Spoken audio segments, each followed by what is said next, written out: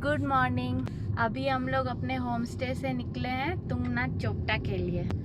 अभी 6:12 और हम लोग को दिखा रहा है 41 मिनट टाइम पहुंचने का तुंगनाथ चोपटा के पास, जो कि 19 किलोमीटर है यहाँ से। हमने जो होम स्टे बुक किया है वो सारी विलेज से थोड़ा सा पहले ही मेन हाईवे 107A पे है। तो होम स्टे से अभी चोपटा मार्केट, जहाँ से हम तुंगनाथ ट्रैक स्टार्ट करेंगे, वहाँ तक का अभी मैंने डिस्टेंस और टाइम बताया है। 7 बजे करीब हम चोपटा पहुँचेंगे। हाँ, 7:30 बजे तक ट्रैकिंग स्टार्ट होपफुली हो जाए, बस पार्किंग मिल जाए गाड़ी का। ठीक है, तो फिर मिलते हैं।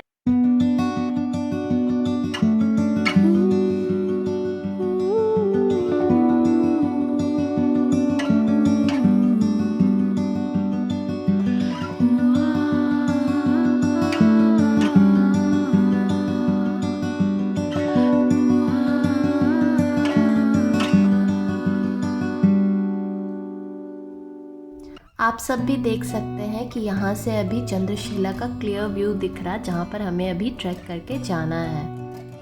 अभी हम चोपटा मार्केट, जहाँ से हमारा ट्रैक शुरू होगा, वहाँ से लगभग 4.5 किलोमीटर नीचे हैं। जैसा कि आप देख सकते हैं, यहाँ पे कई सारी home stage with car parking और कैंपिंग फैसिलिटीज़ भी अवेलेबल हैं। तो हम यहाँ पर नहीं रुककर सारी के पास इसलिए रुके थे क्योंकि हमने यहाँ आने से सिर्फ 1 हफ्ते पहले ही बुकिंग किया था और उस वक्त सभी होम स्टेज और कैंप्स फुल हो चुके थे।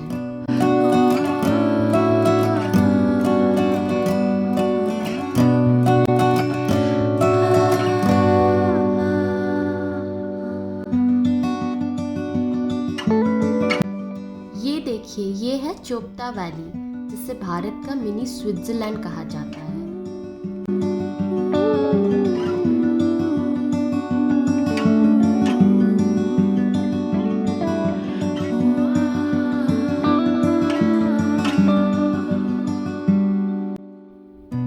यहाँ की खूबसूरती को कैमरे के माध्यम से कैप्चर करना बेहद मुश्किल है। यहाँ की शांति और प्राकृतिक सादगी को देखकर मन में एक अलग अद्वितीय भावना होती है, जो शब्दों में नहीं बयां की जा सकती। वो देखिए, जो ऊपर रास्ता दिख रहा, जिसमें कई सारी गाड़ियाँ लगी हुई हैं, वहीं पे बस हमें जाना है।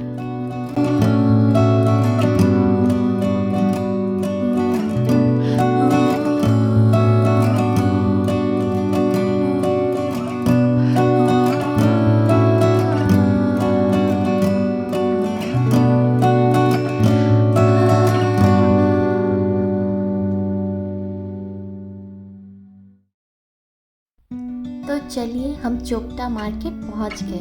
यही रास्ता अभी हमें नीचे से दिख रहा था। यहाँ पे ऑलरेडी कई सारी गाड़ियाँ पहले से पार्क्ड है, तो हम अपना पार्किंग ढूंढते हैं। यहाँ से जो आंखों से व्यू दिख रहा ना, वो अल्टीमेट है।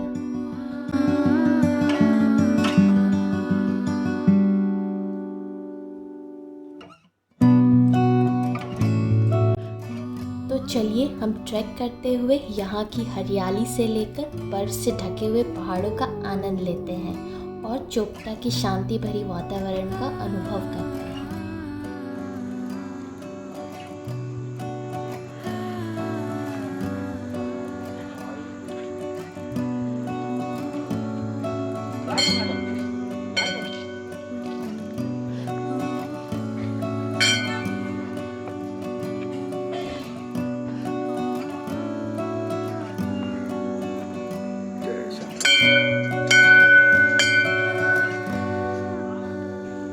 जय शंकर।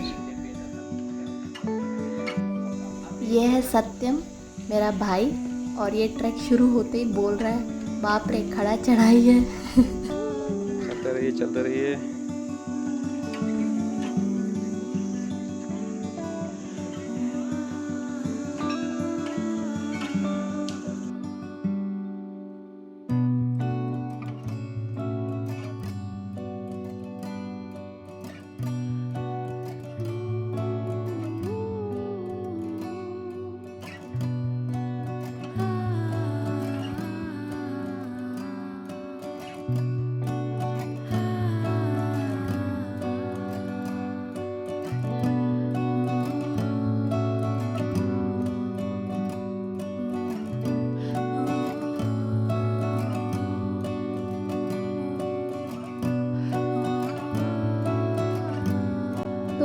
जी की यात्रा आपको हरियाली भरे मैदान, घने जंगल और हिमालय के बर्फीले शिखरों के बीच ले जाती है, जिसमें नंदा देवी, त्रिशूल और चौखंबा शामिल है।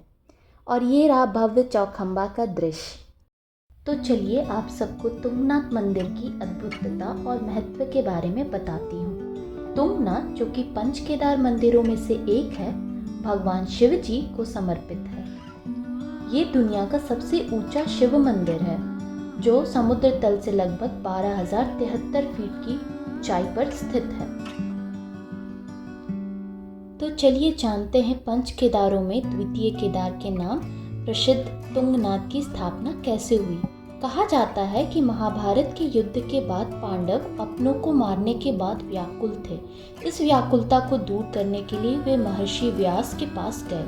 महर्षि व्यास ने उन्हें बताया कि अपने भाइयों और गुरुओं को मारने के बाद वे ब्रह्म हत्या के कोप में आ चुके हैं। उन्हें सिर्फ महादेव शिव ही बचा सकते हैं। महर्षि व्यास की सलाह पर वे सभी शिव जी से मिलने हिमालय पहुंचे, लेकिन शिव जी महाभारत के युद्ध के चलते नाराज थे। इसलिए उन सभी को भ्रमित करके भैंसों के झुंड के बीच भैंसा का रूप धारण कर वहां से निकल गए। लेकिन पांडव नहीं माने और भीम ने भैंसे का पीछा किया। इस तरह शिव जी ने अपने शरीर के हिस्से 5 जगहों पर छोड़े। ये स्थान केदार धाम यानी पंच केदार कहलाए। पंच केदार केदारनाथ, मध्य महेश्वर, तुंगनाथ, रुद्रनाथ और कल्पेश्वर के नाम से पहचाने जाते हैं। प्रथम केदार केदारनाथ में भगवान शिव के पृष्ठभाग की, द्वितीय केदार मध्य महेश्वर में नाभि, तृतीय केदार तुंगनाथ में भुजा, चतुर्थ केदार रुद्रनाथ में मुंह और 5वें केदार कल्पेश्वर में जटाओं की पूजा अर्चना की जाती है।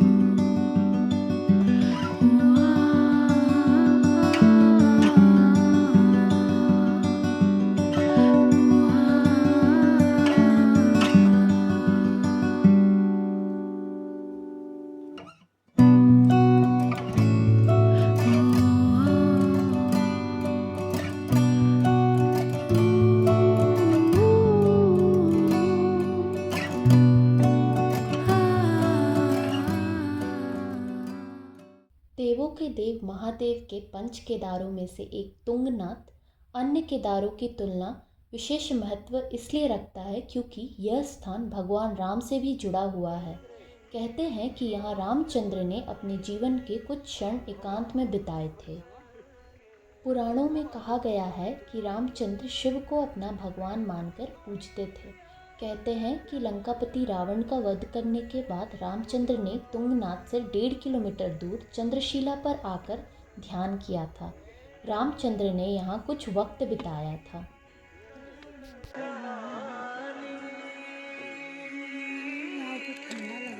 हवा भी चल रहा था। टेम्परेचर भी गिर रहा है। उड़ी बाबा की होलो।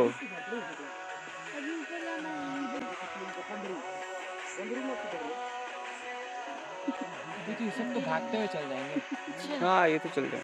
आप सभी को पंच केदार और तुंगनाथ बाबा की कहानी कैसी लगी, ये हमें अपनी राय कमेंट्स में बताएं। आप सभी को ये बताना चाहती हूँ कि भगवान तुंगनाथ का मंदिर मार्च अप्रैल के महीने में तीर्थयात्रियों के लिए खोला जाता है और दीपावली तक खुला रहता है। दीपावली के बाद मंदिर के कपाट शीतकाल के लिए बंद हो जाते हैं और यहाँ की मुख्य मूर्ति को मक्कू मठ नामक मंदिर में विराजमान किया जाता है। वो वहाँ पे रोड है, वो रहा रोड।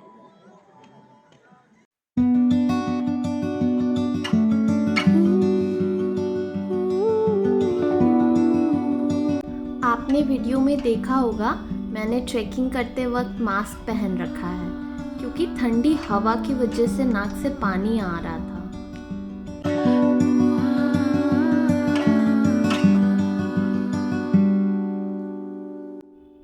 यहाँ से मंदिर और चंद्रशिला का पहला दृश्य दिखा हमें। वहाँ पर मंदिर है और वहाँ पर चंद्रशिला।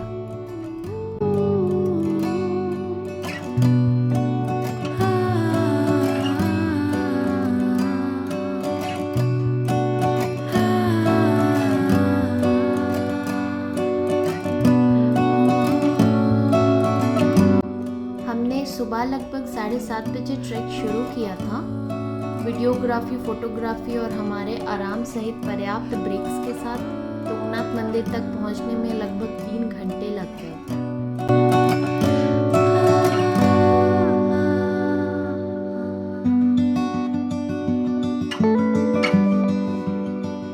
अभी एग्जैक्टली सुबह का 10:30 हो रहा और हम मंदिर के बाहर पहुंच गए हैं और यहाँ से कुछ ऐसा नज़ारा दिख रहा है। चारों तरफ काले बादल छाए हुए, हल्का बूंदाबांदी भी हो रही है।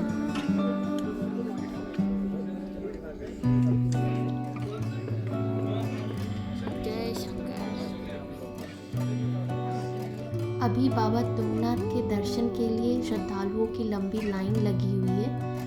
मैंने सोचा जब तक दोनों लाइन में लगे हुए हैं मैं थोड़ा आराम कर लेती हूँ, फिर वो दोनों आराम कर लेंगे और मैं लाइन में लग जाऊँगी। यात्रा को आसान बनाने के लिए आवश्यक ब्रेक लेना उतना ही महत्वपूर्ण है जितना कि थकान से बचने के लिए ट्रैकिंग के दौरान बड़े कदमों के बजाय छोटे कदमों को।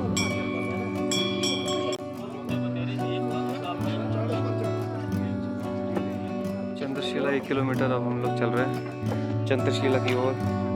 1-1.5 किलोमीटर है लगभग चढ़ाई उसकी पूरी टॉप समिट। तुंगनाथ बाबा के दर्शन हो गए।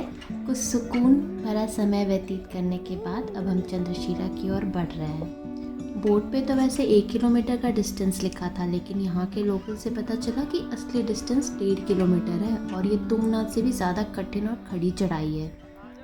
शेर और गब्बर शेर, वीर और महावीर दोनों शिव जी की कृपा से चलते जा रहे हैं। वाह, बहुत बढ़िया।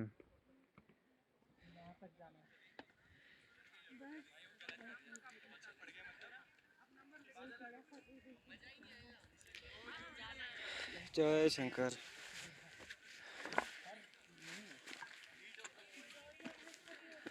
बादल ही बादल चारों तरफ। जॉर्ज एवरेस्ट का भी ऐसा ही था। हाँ, चढ़ने वाला जो है हाँ, इसका हाँ। टूटा फूटा। इसका लेकिन डिस्टेंस ज़्यादा है। वहाँ पे आपका तुंगनाथ बाबा जी का टेम्पल मंदिर। वो आ जाएंगे।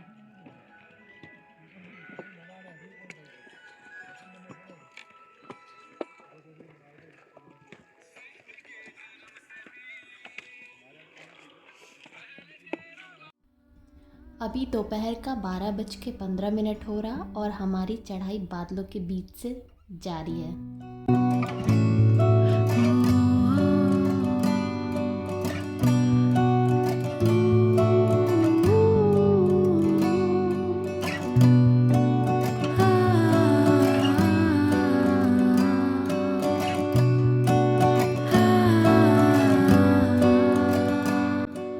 वो रहा चंद्रशिला टॉप, बस वहीं तक हमें जाना है।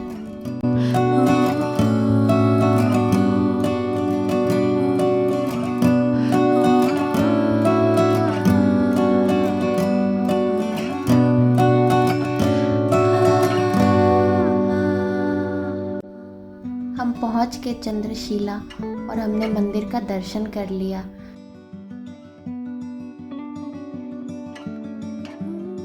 यहाँ से क्या भव्य नज़ारा है, मतलब डिस्क्राइब नहीं कर सकते हैं इसको। इतना अच्छा लग रहा है, इतना अच्छा एक्सपीरियंस है ये। सबको अपने लाइफ में एक बार ज़रूर एक्सपीरियंस करना चाहिए।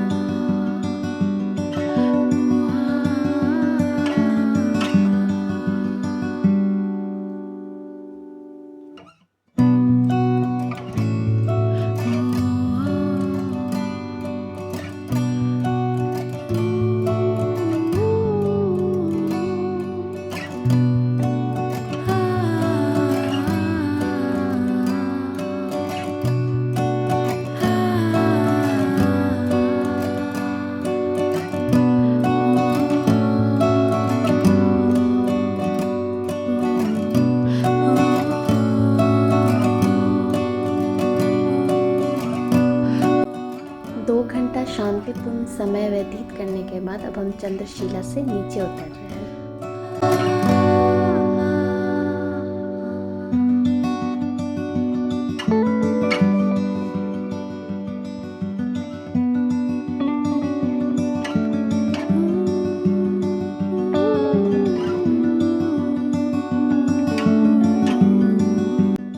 सभी की जानकारी के लिए बता दूं कि पूरे ट्रैक के रास्ते में 3 जगह रिफ़्रेशमेंट के लिए शॉप्स और टॉयलेट्स भी अवेलेबल हैं और पानी पीने के लिए नलके भी लगे हुए हैं।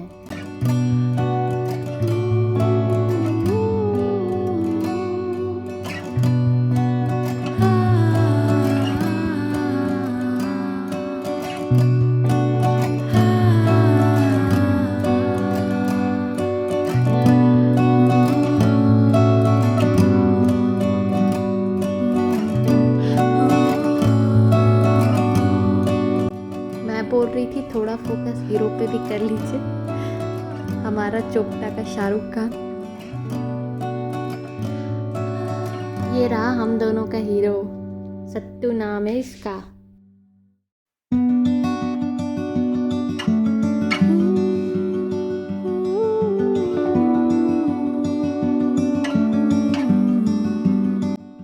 चंद्रशिला की ओर जाते वक्त ये व्यू पूरा ब्लॉक था बादलों से, और अभी देखिए एकदम क्लियर।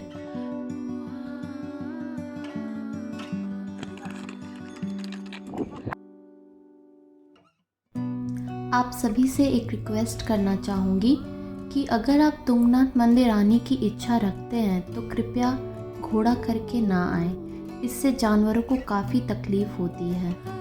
पैदल चलकर ही आने की कोशिश करें, और अगर बुज़ुर्ग हैं तो डोली भी कर सकते हैं।